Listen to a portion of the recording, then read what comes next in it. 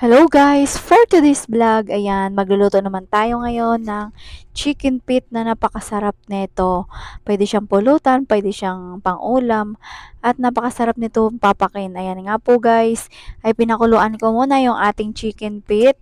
Hinugasan ko yan ng mabuti at kailangan malinis po yan ng maayos ang ating chicken feet. Talagang bago nyo siya lutuin, kailangan malinis at pinakuluan ko nga po muna siya at tinapon ko yung unang kulo.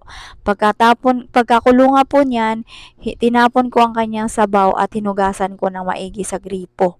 Yan ang paraan ko guys para maalis talaga yung dumi ng ating chicken feet bago natin i-adobo. Ayan guys, linisin na muna natin yan dahil napakasarap nito pag yan ay naluto. Talagang mapaparami na naman tayo ng kain nito at parang pag ako kumain nito parang hindi ako nabubusog kaya napaparami ako ng kain. Ayan nga po guys, nilinis ko nga muna ng mabuti yung ating chicken feet at talagang ilang beses ko siyang binanlawan dahil para malinis na malinis siya bago lutuin. Ayan mga mami, talagang una hindi ako kumakain nito pero natikman ko nga nung last time na nakaluto ako nito, talagang masarap pala at talagang malalaki yung ating paa ng ating manok. At una nga, nag-init tayo ng cooking pan, naglagay ng mantika, kakaunting lang ang mantika. At pagkainit nga ng ating mantika, ilagay naman natin yung ating bawang. Busa-busa lang din yung ating bawang hanggang sa medyo brown. At umamoy-amoy nito yung ating bawang at ilagay natin yung ating sibuyas. Busa-busa lang din yung ating sibuyas hanggang sa mag-medyo brown. At isunod naman natin yung luya. Naglalagay talaga ako ng luya para maalis ang lansa sa ating manok. At talaga ganyan ako pag nag-adobo mga mami. Tinatry ko talaga na lagyan ng luya at nilagay na nga yung ating manok. Mekos-mekos yung ating chicken feet. At ayan na nga po guys. Napakasarap nito mga mami. Try nyo ito lutuin. At naglagay na nga ako ng seasoning. Ilagay na po natin lahat ng mga ingredients. At naglagay na rin ako ng kaunting paminta. Pagkalagay nga ng paminta, isinunod ko naman lagay yung ating laurel. 2 peraso lang yung ating laurel dahil pwede na po yan. At naglagay na rin ako ng soy sauce. Ayan, naglagay na rin ako ng toyo. Kahit na po na ingredients, lagay na natin para pagkakumulo ay luto na agad.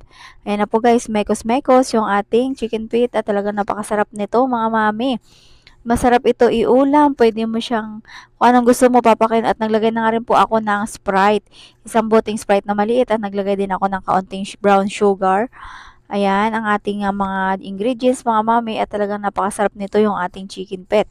Ayan na nga po guys, mekos-mekos hanggang sa maabsorb ang kanyang mga seasoning na nailagay natin at lagay ko ng 1 basong tubig. 1 basong tubig lang at naglagay na rin ako ng suka.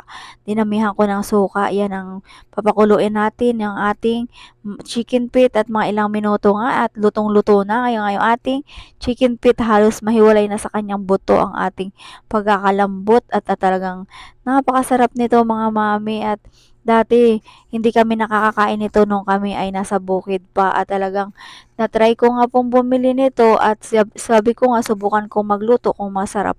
At talagang masarap naman po talaga ang itong chicken feet na to. O 'di ba makatipid na tayo sa budget dahil 150 lang ang kilo nito at ang manok ay 180. O 'di ba mga mami?